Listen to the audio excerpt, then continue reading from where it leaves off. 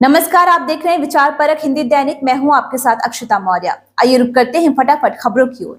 बागेश्वर धाम पहुंचे पीएम मोदी ने किया कैंसर अस्पताल का शिलान्यास। पंडित धीरेन्द्र शास्त्री की तारीफ। प्रधानमंत्री नरेंद्र मोदी मध्य प्रदेश के दौरे पर पहुंचे। उन्होंने आज छतरपुर स्थित बागेश्वर धाम सरकार मंदिर में बालाजी के दर्शन और पूजा अर्चना करने के बाद Balaji cancer institute and research centre का डिजिटल शिलान्यास भी किया। इस दौरान उन्होंने पंडित धीरेन्द्र शास्त्री की भी प्रशंसा की। प्रधानमंत्री नरेंद्र मोदी ने कहा कि बहुत कम समय में मुझे वीरों की भूमि बुंदेलखंड में दूसरी बार आने का सौभाग्य मिला है और इस बार मुझे बालाजी का फोन आया है। हनुमान जी की कृपा है कि आस्था का यह केंद्र अब स्वास्थ्य का भी केंद्र बनने जा रहा है। मैंने अभी यहाँ श्री बागेश्वर धाम आयुर्विज्ञान एवं शोध संस्थान का भूमि पूजन किया है।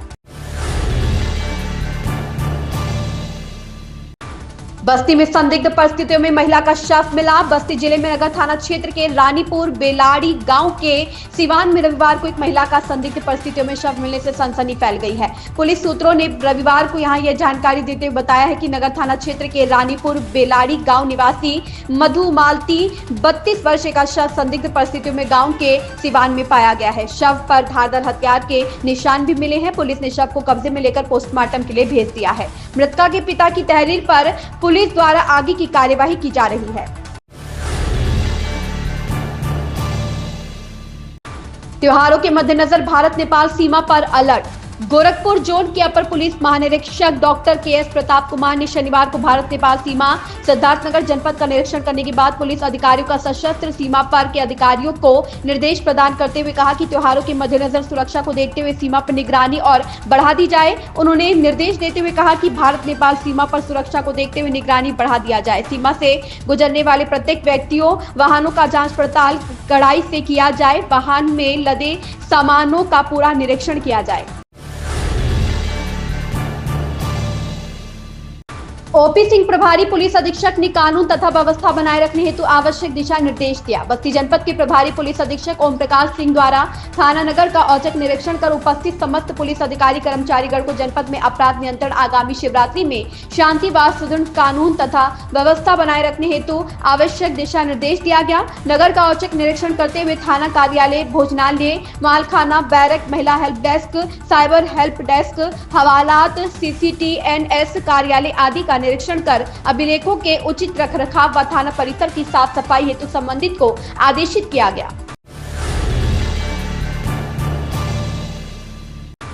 जयंती पर याद किए गए संत गाडगे। भारत मुक्ति मोर्चा जिलाध्यक्ष RK आर्तियन के संयोजन में महान संत गाडगे की जयंती अवसर पर उन्हें याद किया गया। कटरा चौराहा स्थित संत गाडगे की प्रतिमा पर माल्यार्पण कर लोगों ने बस्ती प्रेस क्लब में सभा कर उनके योगदान पर विस्तार से चर्चा किया। मोर्चा जिलाध्यक्ष RK आर्तियन के नेतृत्व में आयोजित कार्यक्रम में मुख्य अतिथि डॉक्टर RK आनंद ने कहा, गाडगे अंधविश्वास खिलाफ संघर्ष करने वाले संत थे। मानवता की उनके लिए सबसे बड़ा धर्म था।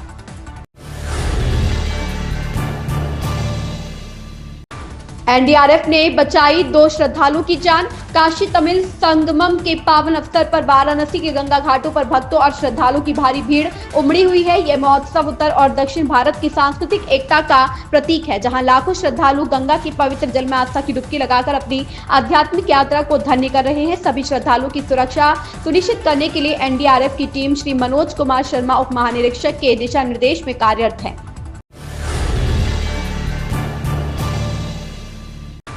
संत गाडगे जी मानवता के सच्चे हितैषी एवं सामाजिक समानता के घोतक थे।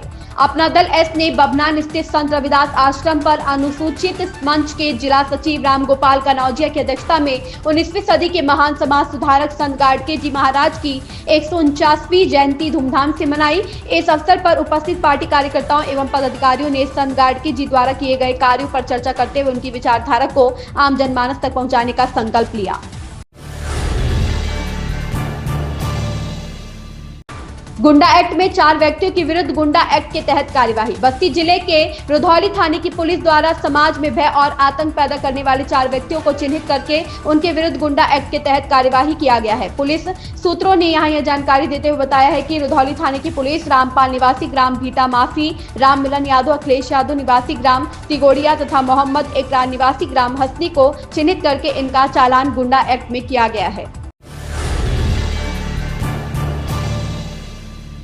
अवैध शराब सहित एक गिरफ्तार। बस्ती जिले की दुबौलिया थाने की पुलिस द्वारा एक व्यक्ति को गिरफ्तार करके उसके कब्जे से अवैध शराब बरामद किया गया है।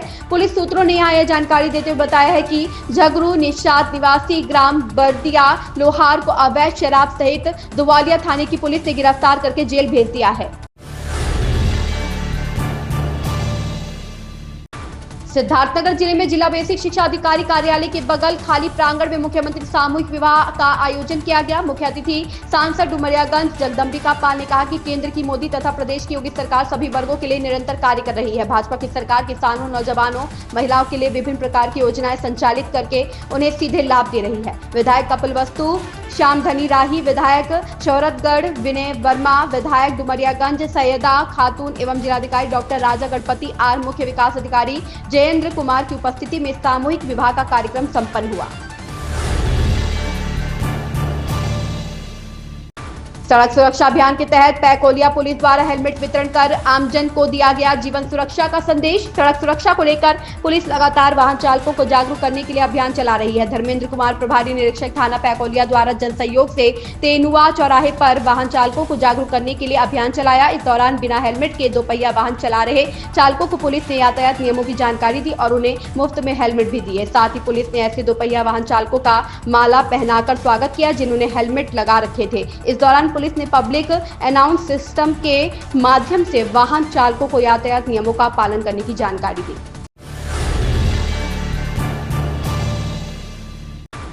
बस्ती में विकास की रफ्तार तेज, अयोध्या रिंग रोड से मिलेगा ट्रैफिक जाम से छुटकारा, 13 गांवों को होगा सीधा फायदा।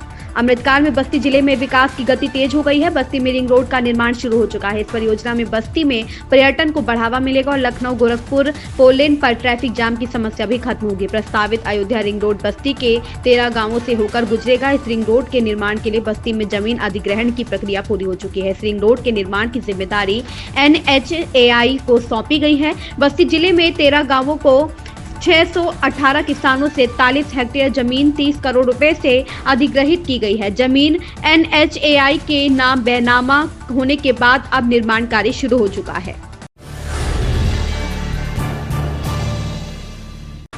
आगामी त्योहार महाशिवरात्रि, होली, होलिका दहन, रमजान के दृष्टिगत थाना रुधौली पर ग्राम प्रहरी के साथ मीटिंग कर आवश्यक दिशा निर्देश दिया गया। क्षेत्राधिकारी रुधौली स्वर्णिमा सिंह द्वारा थाना रुधौली पर आगामी त्योहार महाशिवरात्रि, होली, रमजान, होलिका दहन के दृष्टिगत ग्राम प्रहरी के साथ मीटिंग का आयोजन किया गया, जिसमें थाना क्षेत्र के समस्त ग्राम प्रहरी को आगामी त्योहार को सकुशल संपन्न कराने हेतु आवश्यक दिशा निर्देश दिया गया तथा उच्च अधिकारियों द्वारा प्राप्त आदेशों निर्देशों से अवगत कराया गया तथा हिदायत किया गया कि अपने अपने ग्राम में आगामी त्योहार के मद्देनजर सतर्क दृष्टि बनाए रखें तथा 250 चौकीदारों को टार्च वितरित किया गया।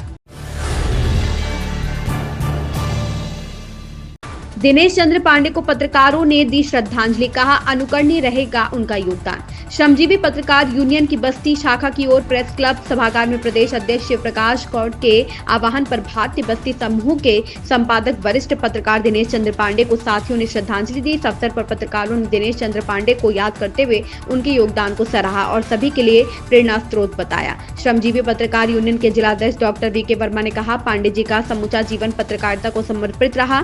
अधिवक्ता होते हुए भी उन्होंने पत्रकारिता जैसा चुनौतीपूर्ण क्षेत्र चुना और आखिरी सांस तक आदर्शों पर कायम रहे। वे हमेशा अपने साथियों का मनोबल बढ़ाते थे और बेहतर कार्य करने को प्रेरित करते रहे। पत्रकारिता क्षेत्र में बेहतर योगदान उनके लिए सच्ची श्रद्धांजलि होगी।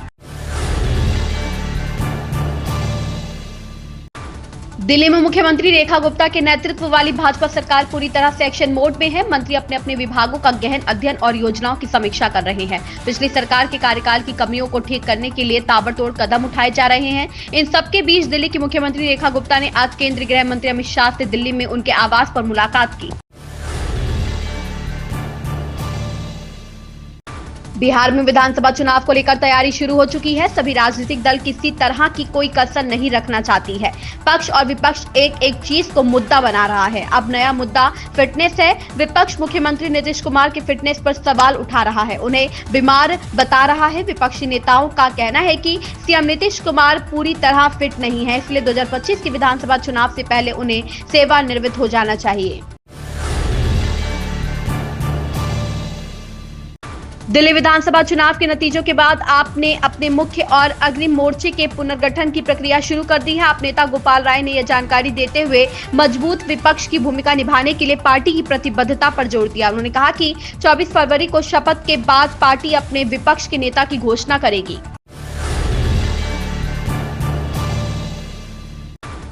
डीयू के 101वें दीक्षांत समारोह में शिक्षा मंत्री प्रधान ने दिल्ली को ज्ञान का केंद्र बनाने का आह्वान किया। केंद्रीय शिक्षा मंत्री धर्मेंद्र प्रधान ने कहा कि नई राष्ट्रीय शिक्षा नीति भारत को वैश्विक स्तर पर ऊपर उठाने के लिए बनाई गई है। आईसीसी चैंपियंस ट्रॉफी 2025 में आज भारत और पाकिस्तान के बीच क्रिकेट मैच से पहले कांग्रेस नेता राशिद अल्वी ने इस पर कड़ी आपत्ति जताई और सवाल किया कि भाजपा सरकार ने हमारे दुश्मन के साथ मैच खेलने की अनुमति क्यों दी। कांग्रेस नेता ने कहा, आप उन लोगों के साथ क्रिकेट खेल रहे हैं जो आतंकवाद फैलाते हैं, क्या यह सही है? उन्होंने केंद्र सरकार की नीति पर सवाल उठाते हुए कहा कि एक तरफ सरकार पाकिस्तान से आतंकवाद पर बातचीत करने से मना कर रही है। श्रीशैलम लेफ्ट बैंक नहर ढहने के बचाव अभियान पर बीजेपी नेता तरुण चुग कहते हैं, पीएम नरेंद्र मोदी के नेतृत्व में केंद्र सरकार ने कुरनूल में सुरंग बचाव के लिए तेलंगाना राज्य सरकार के साथ समन्वय में काम करने के लिए एनडीआरएफ और भारतीय सेना को तैनात किया। हर कोई फंसे हुए लोगों की सुरक्षित वापसी की कामना कर रहा है। इन खबरों में बस इतना ही। बने रहिए विचार परख हिंदी दैनिक के साथ।